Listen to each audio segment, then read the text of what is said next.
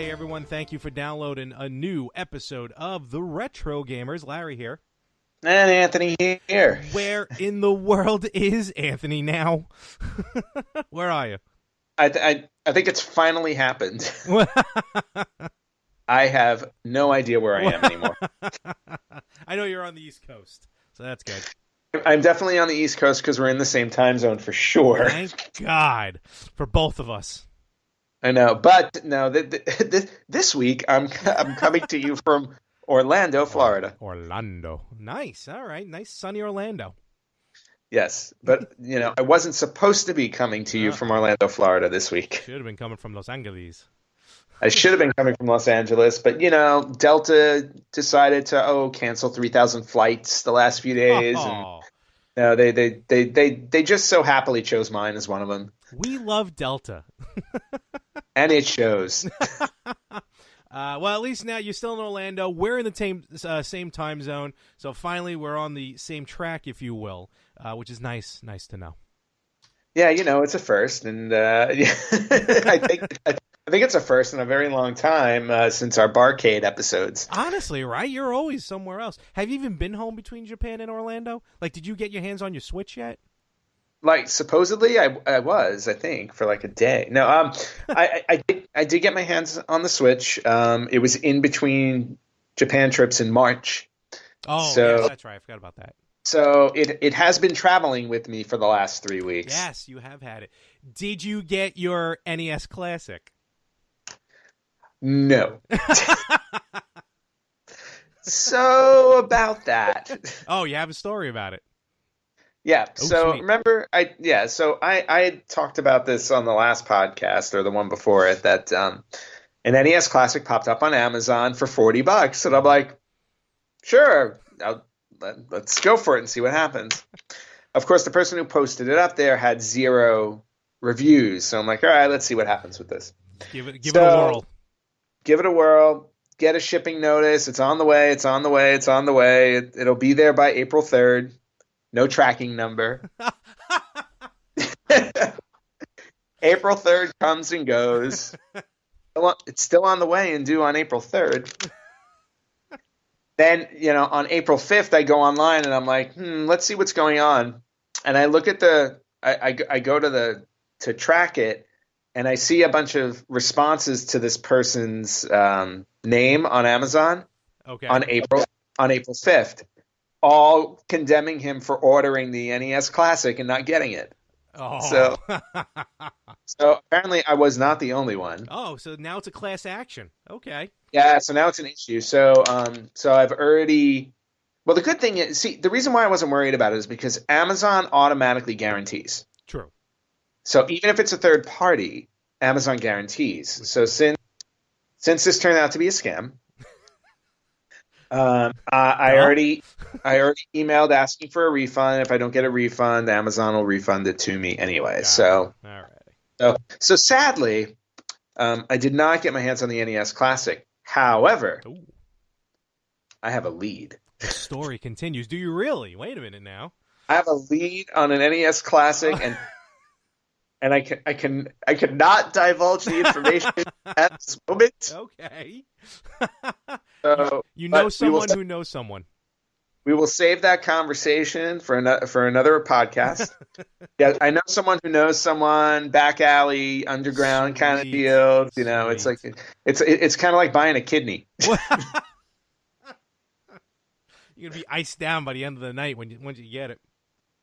Yeah, pretty well. No, I'm talking. Well, that would be the other person because I'm buying their kidney. But anyway, yes. So that story will be continued. But yes, I do have a lead. Sweet. All right. Well, stay tuned, folks. This is the ongoing saga of Anthony and his NES Classic from Amazon. Well, yeah, now just the NES Classic. I can find any other system in the world. I was like, but I cannot find an NES Classic. In fact, I came into contact with 3 different Virtual Boys, my dear. Oh, and you bought none of them? How dare you? No, I bought none of them because they were actually, all of them were not for sale because if I remember correctly, in the store it actually said, ha ha ha, we never sell this piece of trash. Time will be on my side. Time like the Virtual Boys on nobody's side. I was telling a friend of mine about the Virtual Boy. She never heard about it before. And rightfully so. I guess my story is going to be a little construed differently. Well, yes, your story is skewed because nobody else likes the damn thing except you. But you know what I like? You know what you're going to like and what everyone likes? Check this thing out. I'm showing Anthony right now something I purchased. It's a pin. Let's do this here. I'm going to mispronounce it. Kulbako. You can actually find him on Instagram at Kulbako, and that's Kulbaco. And I bought it at kulbako.myshopify.com. It's basically, I'll put pictures up. They'll post when the episode goes live. Basically, it's Mario, right? Little 8-bit Mario with a question block. Yep. And when you push up on Mario, a little mushroom appears. Yeah. Yeah, take those cool. shrooms. I've bought a pin. Oh, excuse me. I bought a pin from him before. It's actually the Netflix logo with Mystery Science Theater 3000 silhouette on the bottom. He's really good at this. So cool. What I did was, I'm choking. What I did was he actually had 4 different versions. So I'm going to show Ant here. Now we have Mario with a mushroom. It's kind of a red and white mushroom. Yep. We have here Mario, same 8-bit Mario, but with a red and white mushroom, but the colors are reversed. See how? Oh, that's kind of cool. Got a Mario, same 8-bit Mario. Yep. One up. With the one-up mushroom, of course. And the old special edition one, which I just think is cool, black and white Mario. Ah, very nice. Yeah. And what's really cool is, again, that's Kulbako, Kulbaco on Instagram, and, of course, Kulbako.com, Kulbako.myshopify.com. And Ant, because we've been doing this for a while, apparently we're coming up on a year, and we needed someone else to tell us that. Well, we don't have the ability to keep time. Honestly. So. But these 4 I just showed you, and the 4 that I'm putting up on Facebook and Instagram, they're actually in the mail to you as well. I bought you a set. Thank you. There you go. Very nice. I appreciate presents. You should. No, actually, it's pretty cool. And speaking of presents, allow me to segue. I'm gonna don't worry. Eventually, I'm gonna crash the segue. But for now, what do you got, Ant? Yes, gifts. Well, gifts. I believe somebody had a birthday last week. Sure did. Rocking it out. 37. Yes, that's how old I am. That's level 37. And a year-long Kevin Smith jokes. And how was your birthday to you this year, sir? Honestly, it was actually really good. I'll be honest with you. I mean, the day of my birthday, I had to work, but Saturday, went out with my parents, had a nice steak dinner. Of course, my birthday's always around WrestleMania weekend, so had WrestleMania weekend to deal with that. Yep, good time. And then just back to the grind. But it was a good time. Feel a year older, and I look about 10 years older. And I'm just ready to go here with continued adulthood while talking about games of my childhood.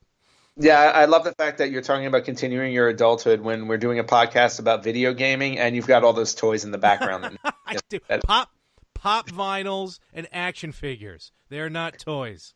But when I was talking about your birthday, I was trying to segue from presents because I believe you got some presents you want to talk about. Actually, yes. And right off the bat, Ant, thank you very much. What happens is, while he was in Japan, Anthony texted me. He's like, "What? Do you want anything while I'm here?" Because he's going to all the stores, and of course, my favorite, Super Potato.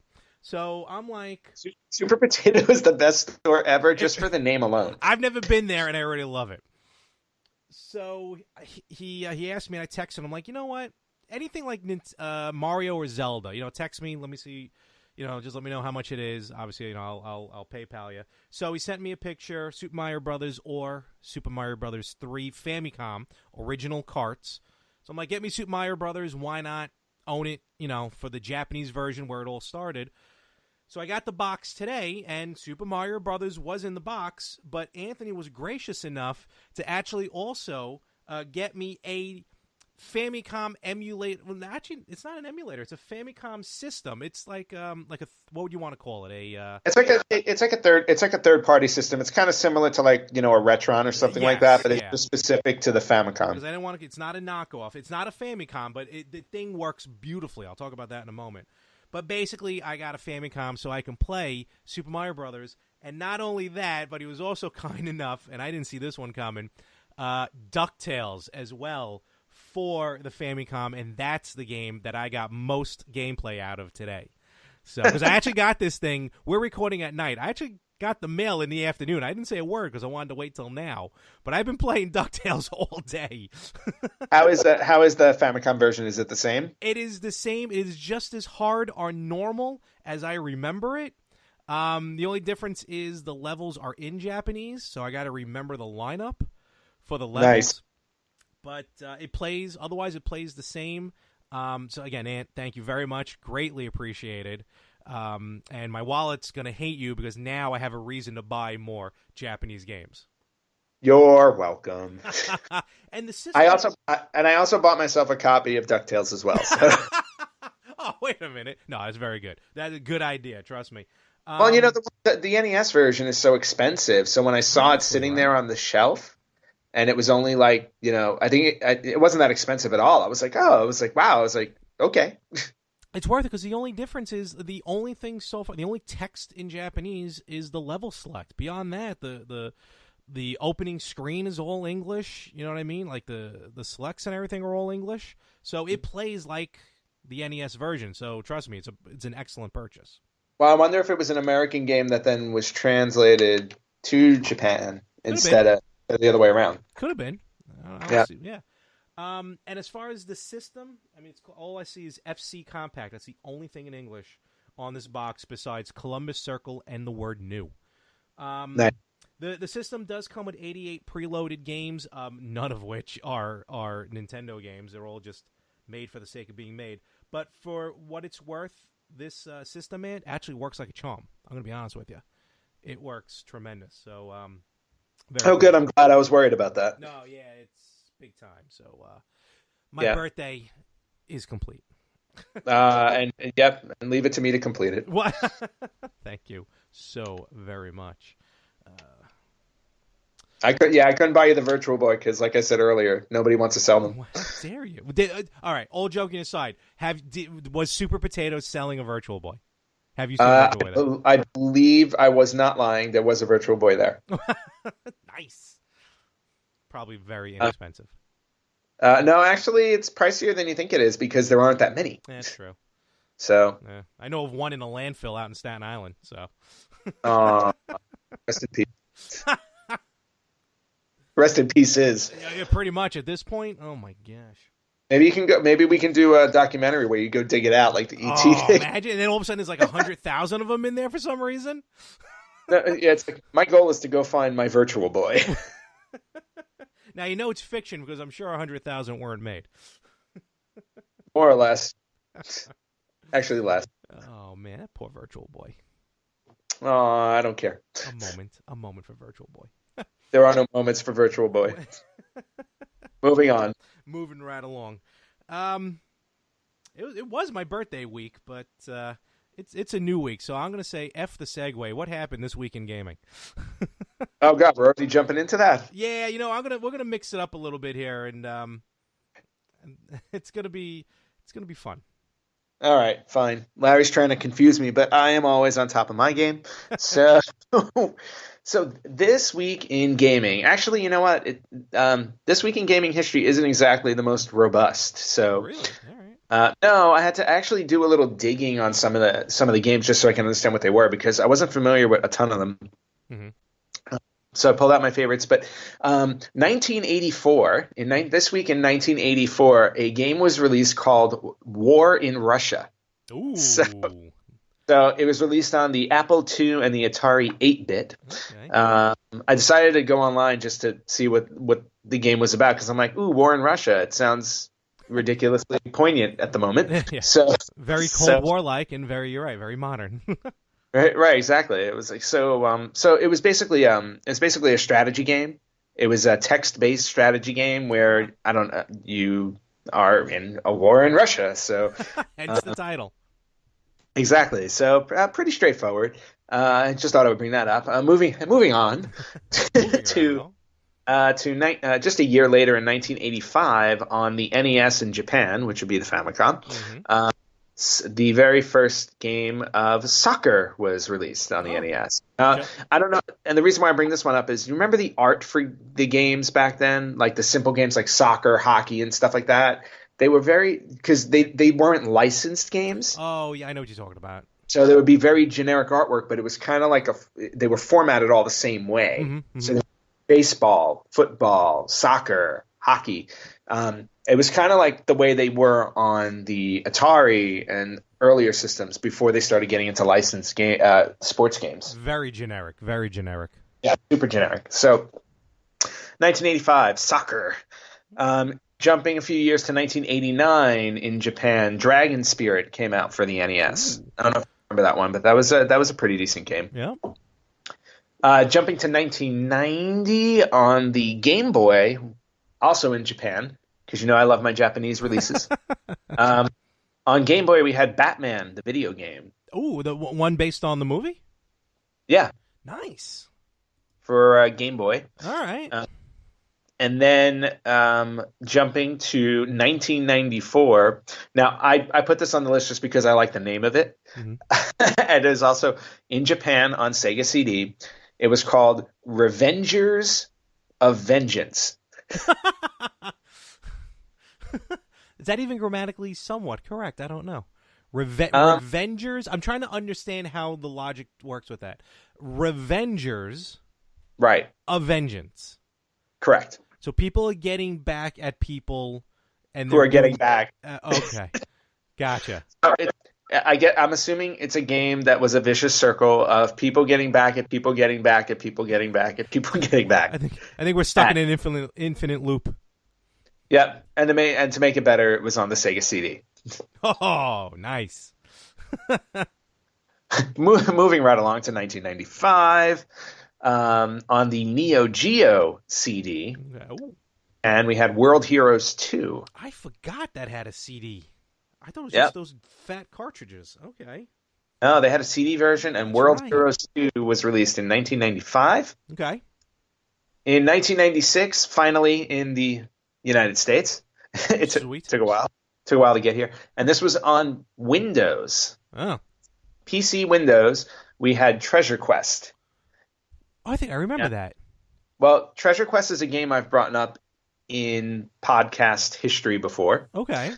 And it was it was one of those original kind of point and click adventure games, kind of like Seventh Guest and I'm trying to think of the other one, Seventh Guest and Myst and stuff like that. Yes. It was a game like that. Okay.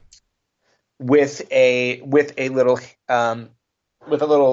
asterisk next to it, because the first person who was able to solve the game won a $1 million prize. Yes, you did mention that before. Yep. Oh, that's Treasure Quest. Boy, they were all about giving away like legit prizes back then. A lot of game companies did that. Well, it was a great marketing ploy, because if you think about it, if you sold enough games, you made way more than $1 million. So, give away $1 million, make 20 or 30. So sounds good to me. Yeah, tell me about it. Moving on. 1997 on PlayStation 1 in Japan, we had Theme Park. Oh, yep. Build your own theme park. That was in the vein of Roller Coaster Tycoon and all that. Well, Theme Park, I think, was the first one, because then it had Theme Hospital and a lot of games like that with the theme. It's funny you should bring up Theme Hospital, because 1 year later in 1998 on PlayStation, so you're telling me Theme Hospital was the sequel to Theme Park? Pretty much. All righty. And I actually had Theme Hospital on my PC, and I still have it. It's one of my favorite games. Did you used to play that back? I guess so, right? Back in the day? Yeah. I think I remember you playing that, yeah. I played that in Roller Coaster Tycoon all the time. Yep. Love that. Also this week in 1998, Riven, the sequel to Myst, came out on the Sega Saturn in Japan. Saturn. Oh, man, I missed out on that. So, it was, those games originally were PC, but it got ported to the Sega Saturn. Okay. And Riven was equally as difficult as Myst. I know because I had them both. Moving on to 1999. On PlayStation 1 in the US, we got Bust a Move 3. Oh, so I love that series. Bust a Move. Yeah, that series was always awesome, although it was always one of those series where I'm like, what else can you do with it that you need sequels?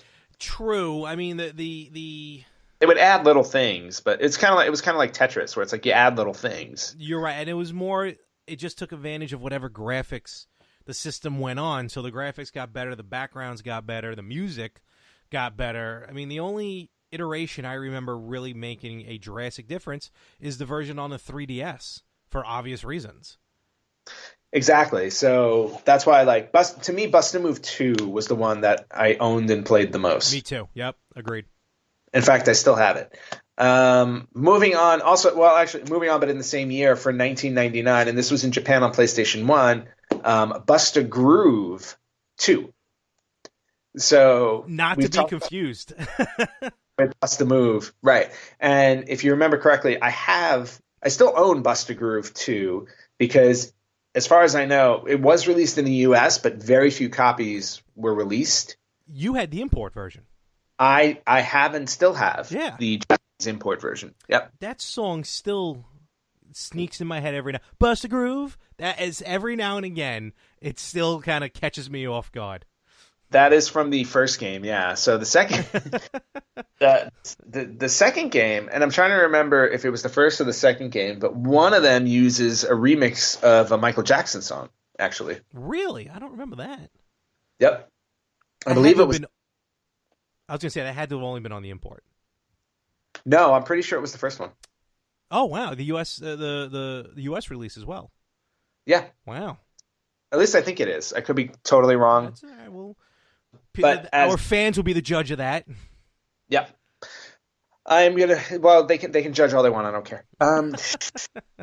We love you. Yes, we love our fans, but just judge Larry. So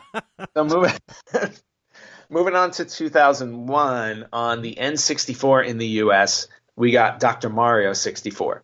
And I know the Dr. Mario series is one of your favorites. Yes, not only my favorite, but actually a family favorite. My dad loved Dr. Mario. So that's... Did you ever play the N64 version? Say that again? Did you ever play the N64 version? I believe I did have the N64. I mean, my dad played the NES version, but I definitely played enough of the N64 version. Another game that kind of like Bust a Groove, Bust a Move, and Tetris. You know, there's really not much difference in gameplay. They're just taking advantage of whatever new system, new graphics are available at that point. Yeah, because that's pretty much what puzzle games are hard to really update for a system. So. You're right. It's just like shining up a turd. So, well, or a classic game. I'm not saying Dr. Mario is a turd, but no, well, when you talk about shining up a turd, it's like that's like the Virtual Boy. It's like all right, that's your third strike here, pal. All right, I'm putting down. Oh no, are we discontinuing the podcast? No, I'm just an ultimatum. No more than 3 Virtual Boy comments in one show. Okay, I never agreed to that in my contract, of which we never wrote any. Therefore, what else came out this week? I'll continue. 2002, Tom Clancy's Splinter Cell for the PS2. Ooh, yes. And then 1 year later, Tom Clancy's Splinter Cell for GameCube. I got news for you. There's gonna be a lot of 1 year laters with Tom Clancy games. Well, no, but it took a year for the GameCube version to come out for the same. That always usually happened. GameCube was like, remember GameCube took a while for. Yep. What was it? Twin Snakes, Metal Gear Solid. Yeah, they were always a little behind. Yeah, well, it's probably why it was not the most successful system. Well, they finally learned their lesson. Yes. Also in 2003, we got X2 Wolverine's Revenge for PS2, Xbox, GameCube, Game Boy Advance, and Windows. I think I had it for GameCube. I think I never had it. First level was all right, but after that, it gets a little tough. Yeah, well, that was also trying to, that was pouncing on the X2 movie. So, of course. try and cash in on those. Always good. Yep. Jumping to 2005, we got Dead to Rights 2 on PlayStation 2 and Xbox. I never officially played those games. Okay. And then Midnight Club 3 Dub Edition for Xbox and PS2. Nice. So that was a race. Yes, great series. Great series. And then last but not least, in 2006, we got Lara Croft Tomb Raider Legend for Xbox, PlayStation 2, and Xbox 360. It was one of the first. It was one of the first games to go out because the 360 launched in 06. Mm-hmm. And that brings us into more current consoles. So that's where This Week in Gaming. Viola. All right, well, that's a good list. I'll be honest. Who's Viola? Married with Children. Remember when Kelly? Yes, no, I know. I do remember. I was going to say Viola Davis, Academy Award. Out of my wheelhouse, pal. There's a strong Strom coming in from She the did West. not win. She was a nominee. Sorry. In Chicago. Wins are up to 30 muffs. That show's 30 years old. Oh my God, that's scary. And I'm going to a convention where Marcy Darcy's going to be at. Oh, that's awesome. She's actually going to be. I didn't know she was in Fright Night. I know we're going off script here. I didn't realize she was in Fright Night. Oh, yeah. And they're doing a whole where I'm going, Chiller Theater convention in Parsippany, Plagola. They're doing a whole Fright Night reunion. I wish I was going to be there. Yep. Chris Sarandon was also. He was the vampire. There you go. Of course, I'm going to get my Married with Children thing signed, but I'm sure Of everyone course. else is going to get Fright Night. And I can't remember the lead guy's name, but he wound up being the lead in Herman's Head. Do you remember the TV show Herman's Head? Yeah. Oh God, I loved Herman's Head. To be honest with you, He was the lead in Fright Night. Really? Yep, him and Roddy McDowell. Oh my gosh. Yep. Now it's going to bug me. What is that guy's name? I watched that movie a million times when I was. So you're flying into Jersey in a couple of weeks? No, I will be in. But you're also going to miss the Starsky and Hutch reunion. I can live with that. The Perfect Strangers reunion. And a ridiculous. I will have Balky do the Dance of Joy, and a little mini American Pie reunion. Okay. Yeah. So as lovely as that sounds, we should get back to retro gaming. Now I should be able to get a free ticket for October's show. So, all right, cool. I like This Week in Gaming. Good stuff. A lot of those games sound good. A lot of them are also rough, too. There's a couple rough ones there. Yeah, there are a couple of rough ones. And it's funny that you should bring that up as I continue to show you how to segue. It's shocking that I said that at that moment, isn't it? Yeah, it's absolutely shocking. Because we have no more fourth walls. We've knocked down every fourth wall we have. Yeah, no, 4th, 5th, 6th, 20th walls. They're all gone. What do we got? So why you know how I always do? I do This Week in Gaming and I do Retro Spotlight. So This week I started working on Retro Spotlight and I wanted to do something different. And then I realized I was like, what if because our Retro Spotlight is always on usually a well-known game that everybody generally likes or knows about. Makes sense. Right, it makes total sense. So then I started thinking about games that are maybe either a little lesser known or actually not really well liked. So I decided, especially after looking at This Week in Gaming, because there weren't a whole lot of games I wanted to mention, and then on top of it, some of the games I mentioned probably weren't the best games, that I would introduce a new segment this week. Oh boy, what do we got? Drum roll, please. Yes, because this is a very monumental segment. Insert drum roll sound effect. I'm waiting to hear it. It's in post. Oh, I'm sorry. Okay. So I thought that this week we can do a segment called the Retro Reject. All right. Better not be a virtual boy. You hit your limit. No. Okay. They're not worth my time. So dare you? So basically, Retro Reject will always be the Virtual Boys. That's all you need to know about that. But anyway, no. So this week we're going to do a retro reject on one of the games I mentioned in This Week in Gaming, and it's a game that I have brought up before called Treasure Quest. Oh. Because at the end of the day, this was not a good game. How can a game be bad if they're offering you $1 million top prize? Oh, I'm about to tell you. All righty, we're gonna take this ride together, folks. Strap in. So, so here's our retro reject for Treasure Quest. First off, this is the first game we're quote unquote spotlighting that was PC only. So my apologies to anybody who's a PC gamer out there, but we're not starting off on a good foot here. So anyway, Treasure Quest was developed by Sirius Entertainment. Okay, that was the name of the developer. Okay. It was released on Windows 95 and Mac operating system. Okay. And the release date was actually April 10th, 1996. Oh, coming up in a couple days. Yeah, exactly. A couple days ago. Right. Well, it was This Week in Gaming. So basically, in this game, and again, it was similar to games that were going on that were being made back then, like Myst and Seventh Guest and stuff like that. So they were basically point and click kind of adventure games. Okay. And this is when adventure games was like a young genre for gaming. And it also, it was also fairly new that games were taking advantage of CD-ROMs.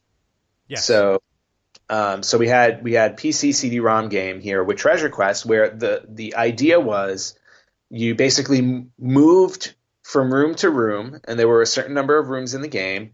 And the story behind it is that the owner of the mansion, Professor Jonathan William Faulkner, Larry's already yawning, which means this is very. So basically, he has left you $1 million.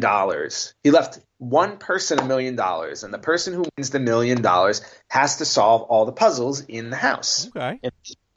So basically, you move from room to room, and when you're in these rooms, you get clues and whatnot, and you're supposed to be able to put all of these clues together to solve the game. Makes sense. In addition to the game, though, the game also came with a CD soundtrack for the game. And the CD had 11 songs on it that were that also contained clues for the game. Oh, man. This is tiring. Right. So basically, you had both of these things.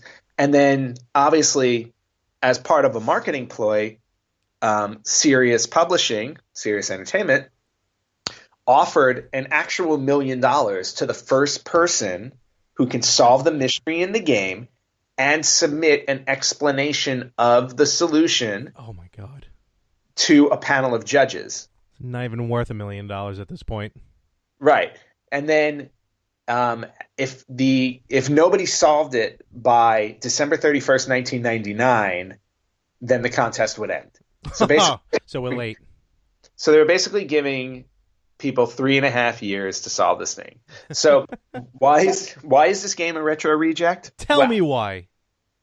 Okay, first off, when you went into the rooms, when you went into a room in the game, you could not move to any other room until you solved that room.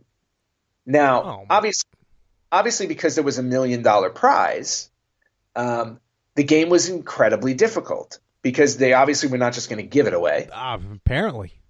So, for a majority of the people who spent money buying this game, they got into the first room, and that was pretty much it.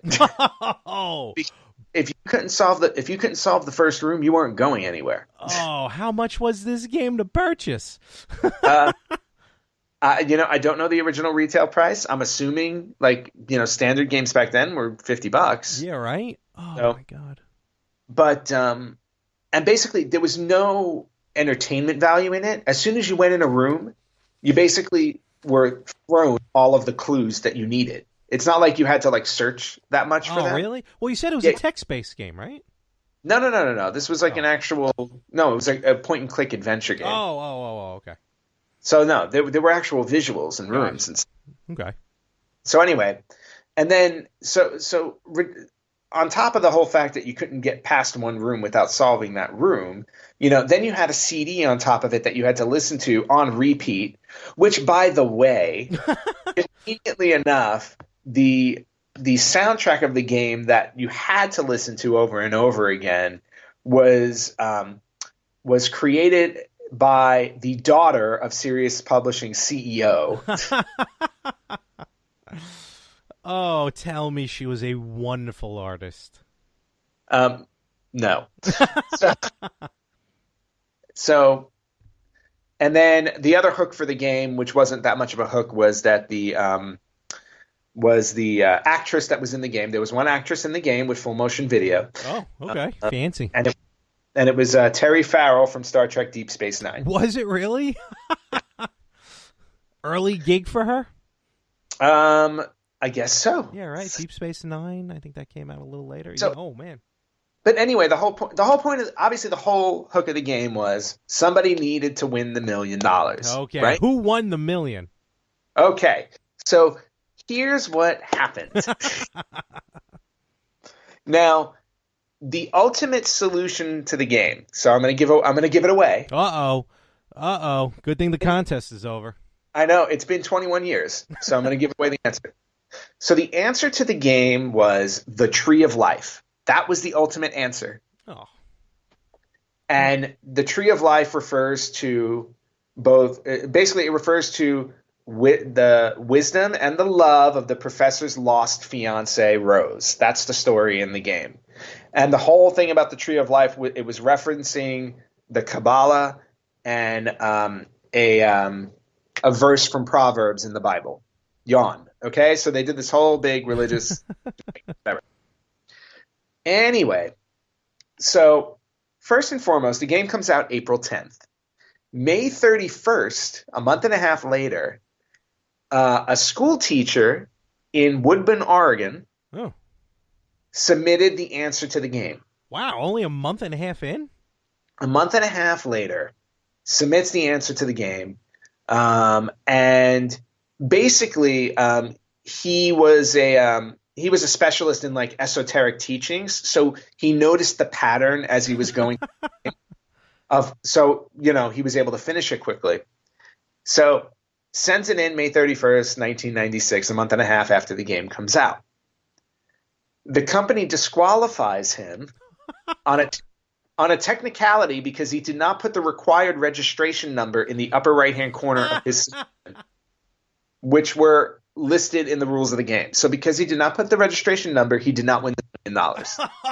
Oh, that's what you get for being a smart teacher. Yes. In August of that year, I believe, or it was like basically a short while later, Sirius Publishing releases a statement and says the $1 million prize was won. So the contest is over. Oh. And they posted the solution to the game on their website. So then it was out. Wow. Okay. So now the name of the person that they put up on the website was P. Dreisen. So they didn't give a first name. It was P. period, and then Dreisen was his last name, Dreizen, from San Francisco. Okay? Okay. They didn't release that information until 2 years later. Oh. Which was so now we're in 1998. 2 years later, they finally released the name of the prize winner, P. Dreisen. Okay. And then people started to think there was something wrong with this because they're like, why did it take 2 years to put somebody's name up? Why is there just an initial and all this stuff? He has $1 million. He doesn't want to be known. Yeah, until people started looking at the name, realizing that it was an anagram. Oh. And when you unscramble the anagram, P. Dreisen turns into end prize.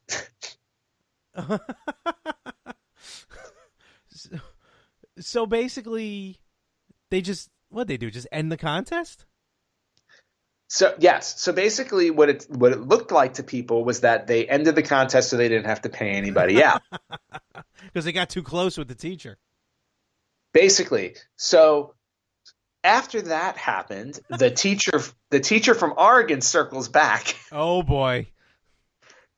And claims consumer fraud and files a lawsuit against the company. So it's going to cost them $1 million to win $1 million. And then basically, he files his lawsuit, and then in July of 1999, the case was settled for an undisclosed amount. I'm going to guess it was the undisclosed amount was $1 million. And good thing he did it too, because New Year's Eve, 1999, the contest would have been over anyway. Exactly. So he wound up winning the game in some way, shape, or form within the time frame that they had initially listed. Oh, that is awesome. So two other things to note for this little reject. And there's more. Okay. Well, I just want to point these out because I find it really funny. Okay. So in 1996, New Media Magazine gave Treasure Quest the Envision Gold Award for Best Strategy Puzzle Game. Oops. And then the same year, later that year, Computer Gaming World's 15th anniversary issue listed Treasure Quest as the 25th worst game of all time. That is your first ever retro reject on the Retro Gamers Treasure Quest for Windows. That was a good one, and you found a whopper. I find gems. I know. That's a turd that should be shined. Yeah, well, I have no interest in shining it, and just to add salt to the wound, I did own Treasure Quest. Did you get through the first room? No. I didn't care. Oh, I didn't care.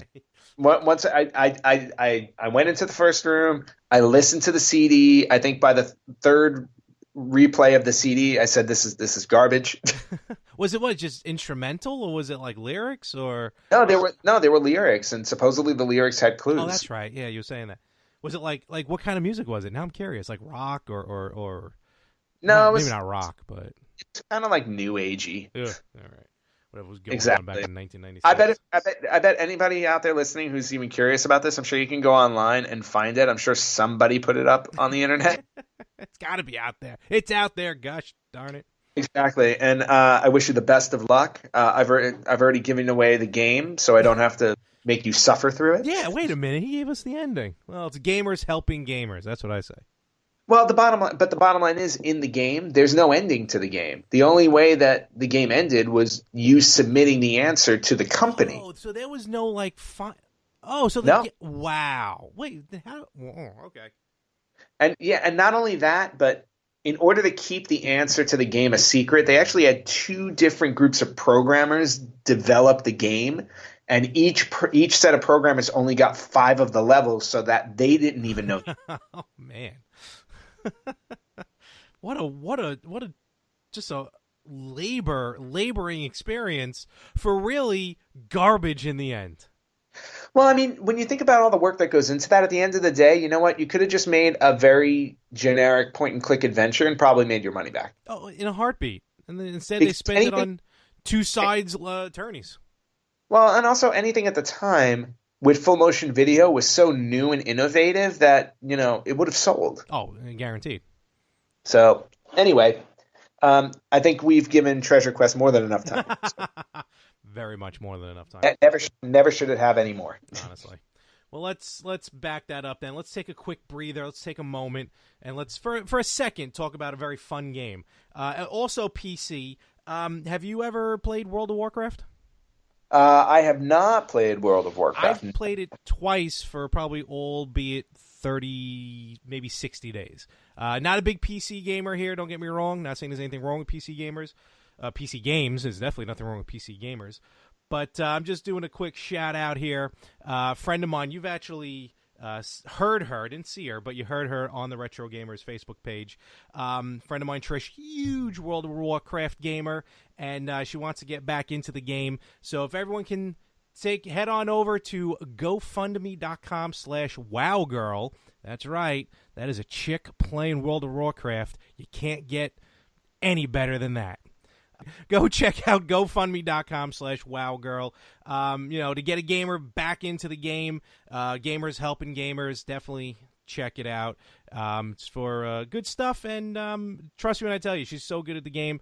Hopefully she'll be able to broadcast like through Twitch. We have a friend of ours who plays a lot of World of Warcraft through Twitch, and it's just interesting gameplay. So definitely go check that out. The link and links for everything that we talk about will be at the bottom of the page. Yes, best of luck, Trish. Yes, definitely. And she'll be back for Trish Plays. We're going to get some more games going that she's never played before, and it's quite an interesting situation. It's so funny. I'm looking forward to watching those. Good stuff. This past last week, remember it was a month ago, because actually it happens every month. So this may become a monthly segment as to what I'm about to talk about. When I did the retro video game night last month.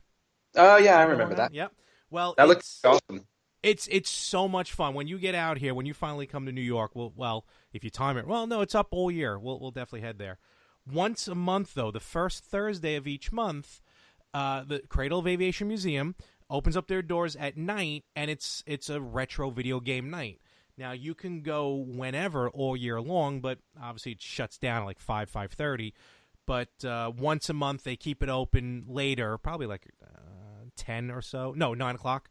And you just head out there, and you play games. It's the same thing as it was before. Nothing new. They didn't change up any games. That's a lie. They changed one game.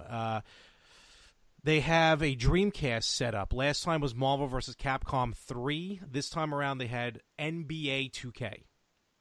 Okay. So on the Dreamcast. And they have it set up. They have like the couch to make it look like a makeshift living room that was playing Darkstalkers 3, to be specific. Cool. And what I did was this time around, I brought Frank. Everyone knows Frank, our guest co-host a couple weeks ago, and a very good friend of ours. And I brought another very good friend. I just bring people I know. That's all. They help me, and I help. Yep, it's at its finest. Yeah. Another friend of mine. I know way too many Anthonys, so another Anthony came with us to Retro Game Night, and I broadcast live on Facebook. You can actually watch it right now as we speak. Facebook.com/RetroGamersPodcast. So here's a couple of things that happened. Oh boy, here we go. One. Wait. Hold on. Two. One. There's only two. One. There was no Virtual Boy. There's one in a display case. Yeah, but you can't play it because it sucks. Because it's so delicate that it should not be played. It's in the same case as the Power Glove. It's so crappy that if you open the case, it would probably just fall apart. Are you saying the Power Glove is also crappy? No, the Power Glove is awesome. That's why everybody had one. And Rob the Robot. Oh, Rob. So the first thing I learned is that even for necessity and ease of use, if you do carry around and use a selfie stick to record, you will be mocked by 12-year-olds. Because that happened to me twice. No, the adults were fine. I walk up. Look, I don't care. The selfie, it's easier to record, not myself. I record out. It's just easier to hold the stick, especially when I want to get in to watch the games, get us over someone's shoulder. So these two 12-year-olds, they run past me, and all of a sudden I hear, "Hey, look at me. I'm cool like the kids. Look at me. I'm hip." I'm like, who said that? I run off, and they see the two kids. I went to Frank. I'm like, those two kids just made fun of me. So I'm like, all right, whatever. So, and you can hear it on the broadcast. Nice. See, that's when I would have beaten them with the selfie stick. So, I don't know, like 15 minutes later, I'm in the back of the room. I think we were showing Superstars, WWE Superstars.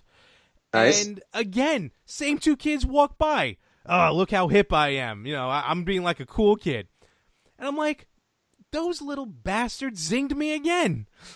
They got me coming in, and they got me going out. Well, Larry, it's good to know that even at your age, you're still capable of being, taunted by 12-year-olds. Oh my God, it's ridiculous. So I don't know where their parents were, but they weren't there that night. So that's why you had a selfie stick. You could have hit them with it. And then the second thing is when I went on about 6:45. And I said at 7 o'clock or as soon after that it's available, I would play Ms. Pac-Man. Always looking to get the high score. Of course. So I head over there. Woman's playing Ms. Pac-Man. Like around 7 o'clock I head over there. And this woman's playing Ms. Pac-Man. All right, no problem. I'll wait. And kind of the unofficial rule is if there's other people there, you play twice. All the games are free, but you play like 2 games and then step away, let someone else have a try, and you step back in. So she was playing the game. I walked away for, 5 minutes.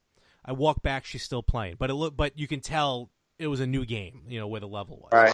I'm like, all right, no problem. I walk back like another 15, 20 minutes doing something else with Frank and Anthony. I come back. She's still playing the game. So I'm like, all right, maybe I missed my window. So now I'm just kind of hanging out. Basically, she wasn't getting off the machine. This woman, she was nice. Don't get me wrong. She wasn't rude or anything, besides playing the game all the time. She must have played the game from 7 p.m. till about, we left at 8:30. Wow. And I knew it was going to be a little while because at one point she took her jacket off and put it on top of the machine. So I knew she was going to be there. Jeez. So I'm like, all right. And I'm broadcasting live. I don't want to start anything.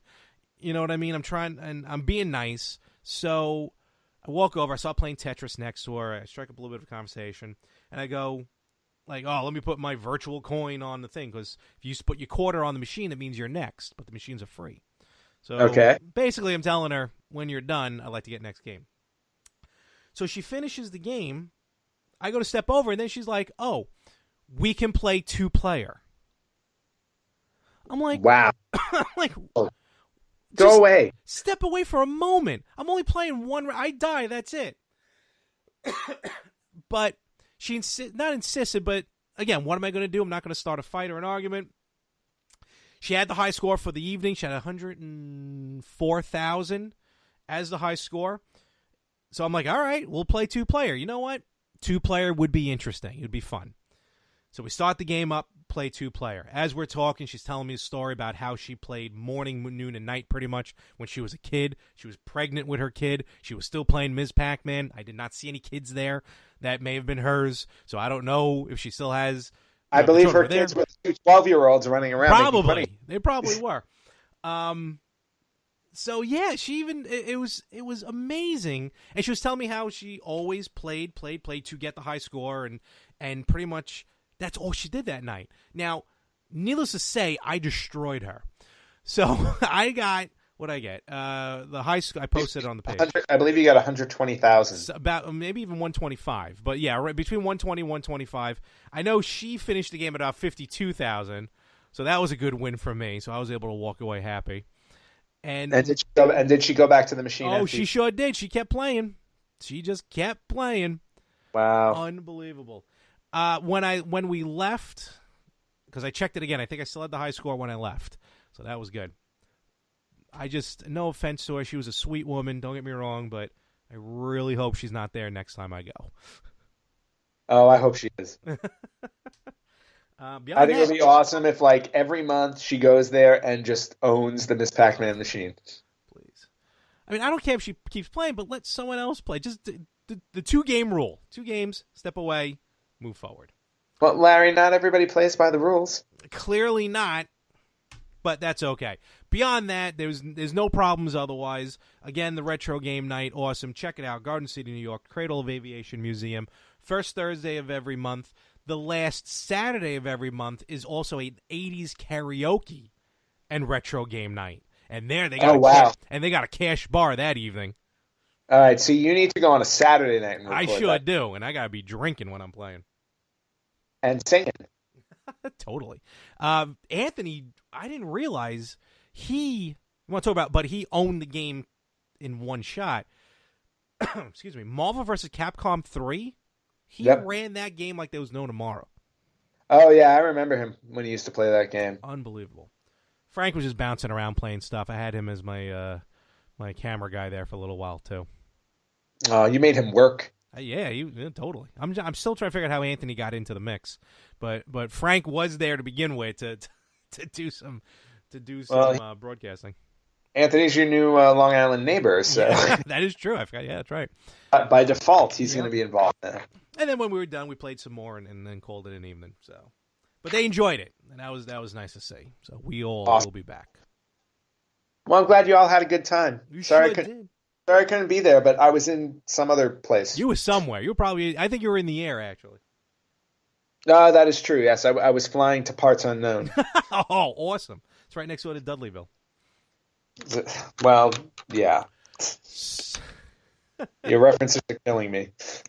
Oh, now you know how I feel. It's gonna get nasty, folks. Look out. I do not know what you mean. Oh. Virtual Boy sucks. Yep, that's it. All right, I'm gonna call it an evening. No, I'm not. What do we got? You know, I know we did the retro reject, but it wouldn't be right if we didn't do a spotlight. I think. That's very true, and you know, and I'm actually happy I did prepare a different retro spotlight as opposed to Treasure Quest. You had to go for an alternate. Well, I mean, that would have been a horrible retro spotlight, but in essence, Retro Reject was born. Hey, yay! So anyway, this week's retro spotlight is a game we actually brought up last week because it is currently nominated for the Video Game Hall of Fame class of 2017. Oh yeah. So, and of course, we all know the Video Game Hall of Fame is all of 2 years old, but we're gonna. It's something. It is something. So, and of course, this is one of the most well-known, popular games in the history of video gaming. So it bears its own spotlight. So we're taking a look this week at Donkey Kong. Oh, I thought it was Treasure Quest 2. Okay. Electric Boogaloo. No. So DK Donkey Kong. What do we got? DK Donkey Kong, and we're talking the original Donkey Kong, of course. Yes. So Donkey Kong was developed by, I think everybody should know by now. Nintendo. Nintendo, yes. Nintendo was the developer of Donkey Kong.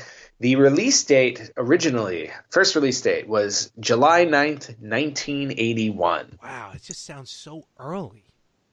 Well, I know. I mean, and if you listen, it's coming up on, what was this? It's 36th anniversary this year. Oh my gosh. 36 years ago, Donkey Kong came into our lives. And Donkey Kong, of course, marked the first appearances of none other than Donkey Kong. Oh, yeah. Donkey Kong. Yep. And a little guy named Jumpman. Ooh, yes. It's me, a Jumpman. Exactly. Who was later renamed Mario. Yep. But can you imagine, like, Super Jumpman Brothers?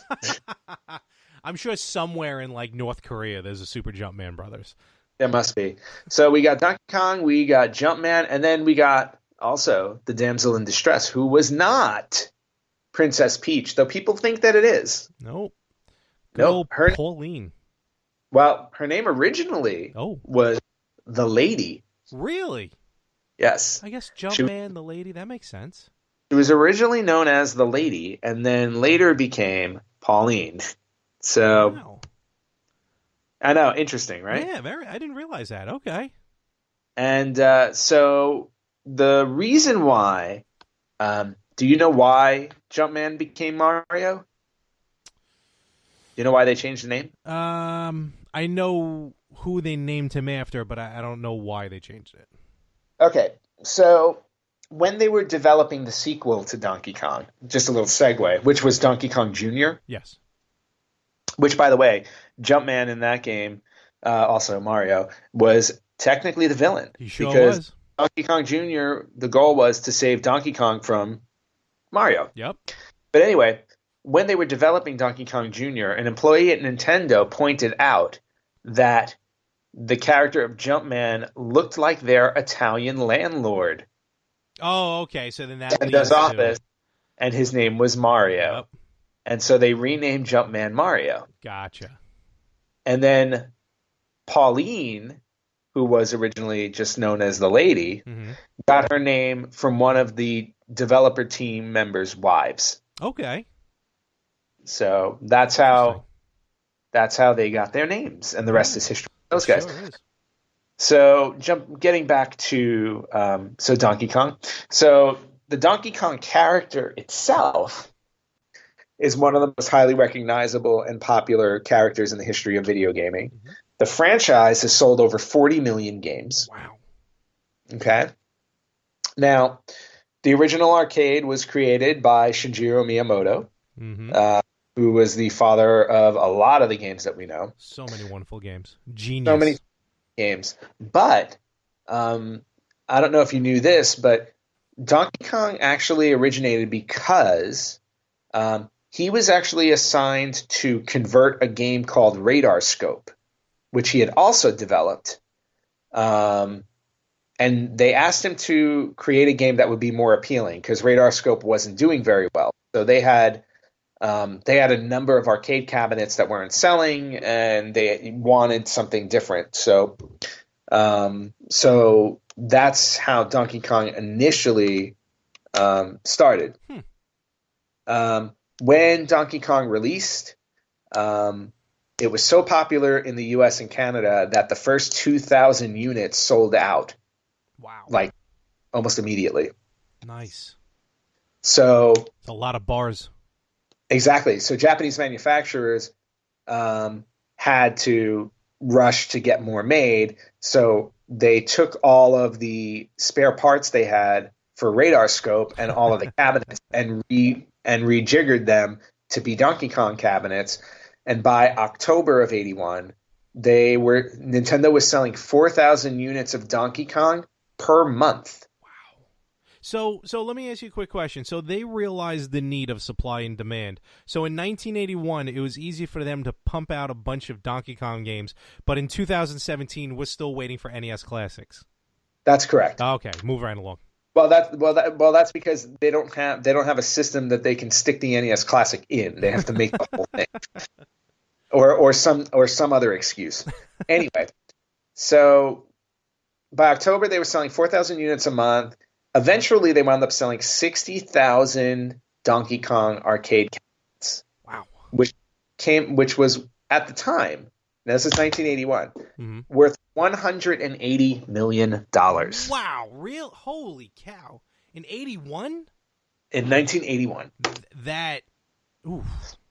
And then fast forward 9 months later to June of '82, they had made another $100 million. Juggernauts. Yeah, just huge, absolutely huge. Yep. And then in the summer in 1983. Donkey Kong was released as a launch title on the Famicom system. Okay. When the Famicom first came out. And then it was also a launch title on the NES when it came out in the United States. The game also was released on its own version of, if you remember these from Nintendo, the Game & Watch. Love those. Little handheld. Yes. There was a Donkey Kong version of that. Nice.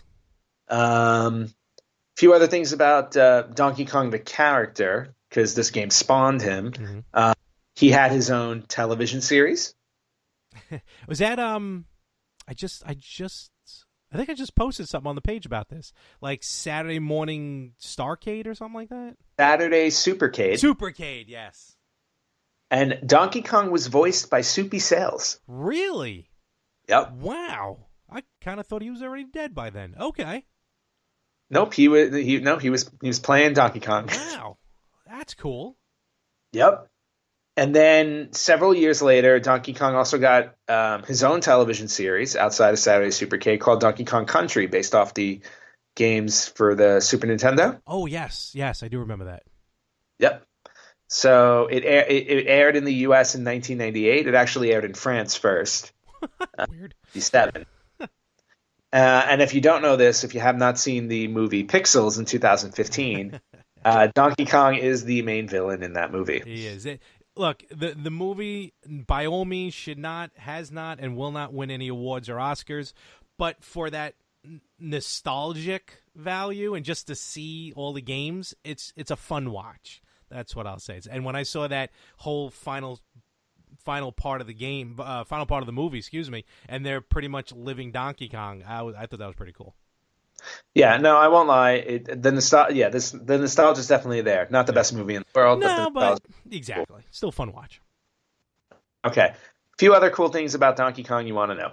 So, When Donkey Kong was first released, Universal Studios sued Nintendo because Universal Studios owned, to their argument, they thought that Donkey Kong was infringing on King Kong, which was their, Big Ape, Damsel in Distress, all that stuff. Small movie they made back in the day. I think I remember it. Yep. Right, exactly. Small movie. But anyway, the courts ruled in favor of Nintendo. Whoa. Saying that, first off, saying that King Kong was at that point public domain because the movie was so old, but also that the characters were not close enough to it. So Nintendo actually wound up winning back all of their court costs. Wow. Which was great. I didn't realize public domain was available for a movie like that. I think after a certain amount of time, it may automatically become. I don't know exactly. I'm not, or maybe there was a public domain issue where they had let it lapse. I'm not sure. Possible. All right. These things happen. Of course. Anyway, so in 2007, many people know that there was a documentary made about the King of Kong. Oh, yes. Which followed mainly two guys on the quest to become the Guinness World Record holder of the highest score in Donkey Kong. Yep. And it was Steve Wiebe and Billy Mitchell. Oh, damn you, Billy Mitchell. I hope Josh and Cody finally watched the movie from Victims and Villains. I hope they did too, since we're covering it now. But if they haven't, it's a very good documentary watching these two guys trying to beat each other in Donkey Kong. Totally. However, this documentary was done in 2007. 10 years later, now we're in 2017. Where we are, yeah. Right. Neither of them hold the world record anymore. Really? I wonder. They have slipped somewhere down the list to 15th or 16th. Wow, that was going to be my question. Holy cow. Yep. The current record holder for Donkey Kong is Wes Copeland, and he landed the record on May 5th, 2016. Oh, really? So just a year ago. Yeah. He garnered a score of 1,218,000. Wow. He played through what they're calling a perfect game. He did not lose any lives. Whoa. And he played for a solid 3 hours and 20 minutes. Oh, yikes. So perfect game, probably got the kill screen, I imagine. So so in other words, the perfect game score is, what'd you say? What was that score again? 1,218,000. So that's it. Ain't no one else going to beat that, I guess. Well, we don't know because, we thought nobody was going to beat the last one. So, I mean, up until last year, this thing was still getting broken. Yeah, I guess because the way the game plays. It's the way you do. You're right. It's not like when Billy Mitchell got the perfect game of Pac-Man because he got to the kill screen, but there's only so much you can do. In this game, you can technically still rack up points depending on what you do. All right. So it is breakable. Yep. All righty. It's breakable. So right now we're at 1,218,000. Wes Copeland is your current record holder. Just out of curiosity, does it say when the guy before him, whoever's in second place now, does it say the date when he got? I'm curious the time frame between first and second place. Oh, I believe the second place one was a month or two earlier than that. Oh my God. So there were two guys going at it over the last couple of years. So it's like King of Kong Part 2. Yeah, more or less, except they won't make a documentary about these guys. Good. Okay. Yes. So a few other little pieces of interesting information regarding our beloved Donkey Kong. There is an undiscovered Easter egg in the game. What? Okay. In the Atari 400 version of Donkey Kong, Landon Dyer, who was the programmer who built that version, he put an Easter egg in the game. He set it up where if a player died under certain conditions and waited for the game to cycle back to the title screen, his initials would show up on the screen. Sneaky. Right, because, back then that's how programmers there were no credits, so that's how they got themselves in the system. However, oh boy, 26 years later, Landon Dyer revealed he doesn't remember how to get the Easter egg. So unless somebody happens to stumble upon it, it is lost in time. Oh, that is amazing. Moving on. That's funny. Donkey Kong, as we know it, wasn't actually supposed to be in this video game. Yeah, I think we talked about this just a couple of episodes ago.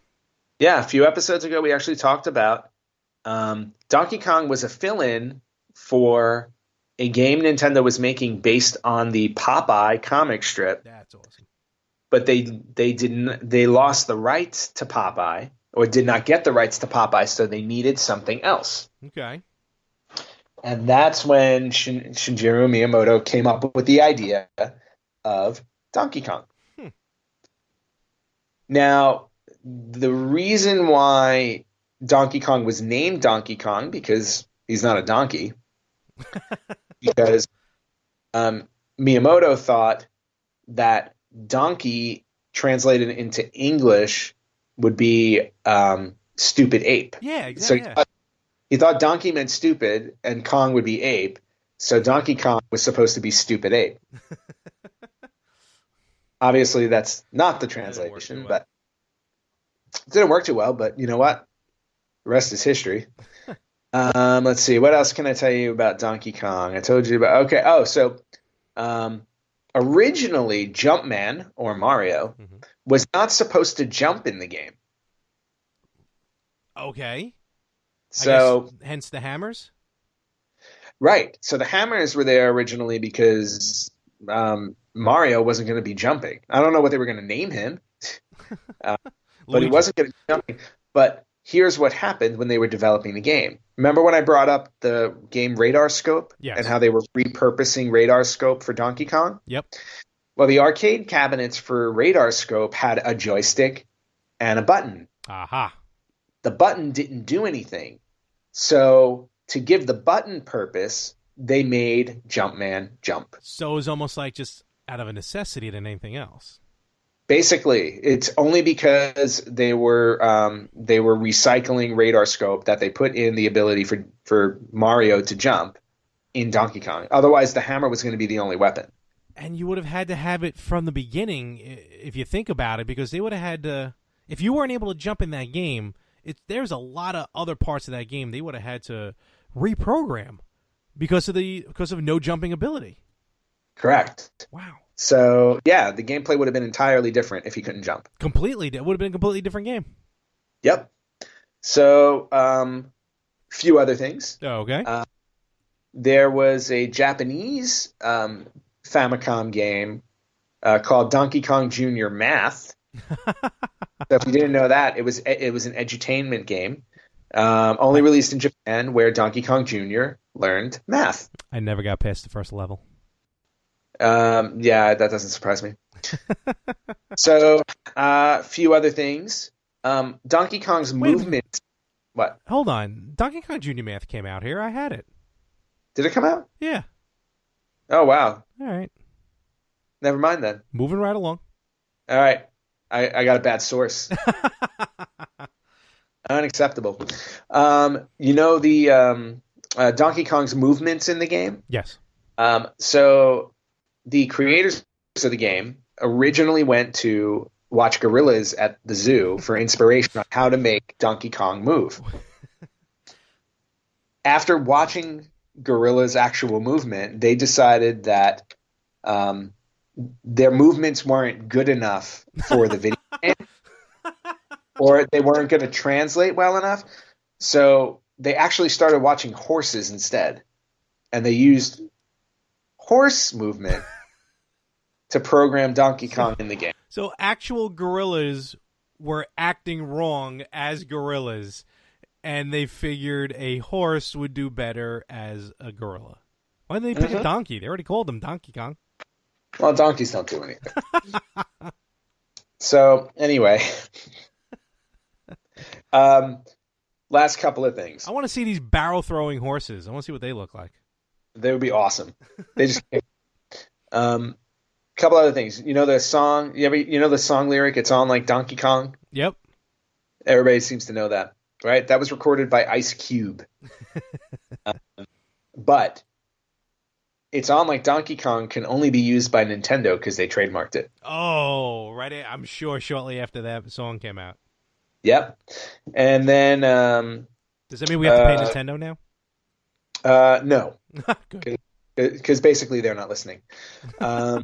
So, and then I don't know if you guys know this, but we always talk about Mario being in Donkey Kong. And then Mario moved on to his own series, Super Mario Brothers, with his brother Luigi. Mm-hmm. And everybody talks about, Mario and Luigi. Mario and his lesser-known brother Luigi. But did you know that Mario and Luigi had a cousin? Uh-oh. Mario and Luigi had a cousin named Stanley who starred in Donkey Kong 3. Really?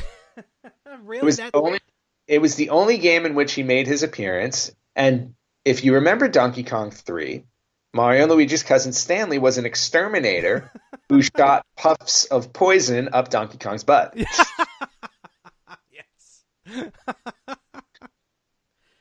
Is it in the wait? How did they connect? Was it in the instruction booklet that they connected them? I am not 100% sure. Probably just Miyamoto probably just said it. Oh, that's interesting. And yeah, that was it. Just plumes of smoke up Donkey Kong's arse. Right, exactly. And I'm guessing that's why they never bothered with Stanley. Oh, poor Stanley. Well, he's not. It's not fun to have a guy around who's going to do that to you. Well, yeah, Donkey Kong did not appreciate it whatsoever. So, and then last but not least, to end on one of the biggest things here is that Donkey Kong was also one of the first games that established the concept of a platform game, which was basically, where you had an inanimate screen with the characters working their way through it. So when we talk about platform gaming, where that term comes from, and one of the first platforming games to reach a level of high significance is Donkey Kong. I'm going to be honest with you. You hear platform gaming so much.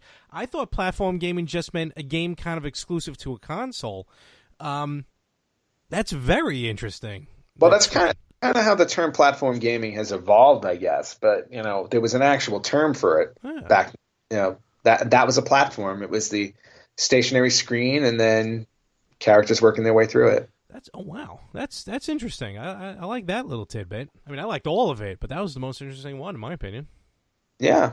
It was also one of the first games to actually develop a story as well. Like, there was an actual storyline to the game. Most games were pretty straightforward, where it's like, oh, you're shooting stuff or you're running through things. This was one of the first ones that really took a story, actually gave it a story where it's like, granted, King Kong-esque, but Donkey Kong has kidnapped Pauline and it's up to you to save your girlfriend type of thing. So there was a little bit more to it. But yeah, so that is this week's Retro Spotlight on Donkey Kong. Awesome. I hope you got something. I got a lot. Did Donkey Kong ever play ping pong? Not to my knowledge. I don't think he ever played ping pong, and God, I hope he was never on the Virtual Boy. He was Mario Tennis. What? Tennis. There was a tennis game. He played tennis? Yeah. Yeah, that's why nobody knows. All right. That was actually very cool. I like that one. That was probably one of my favorite spotlights. So good stuff. Well, you're welcome. All right. And with that, I think we're going to start to wrap it up. Kind of wanted to mention a couple things one more time there, just to circle back. Definitely check out some people we mentioned. Kulbaco.com, Kulbaco. Check out that GoFundMe.com/WowGirl. Ant, you got anything that you'd like to mention or plug? The only thing I'd like to bring up is everybody who listens may know that I've been going the festival route with a television pilot that I co-wrote and produced with my writing partner, and I'm happy to announce that it has been accepted into yet another film festival. So,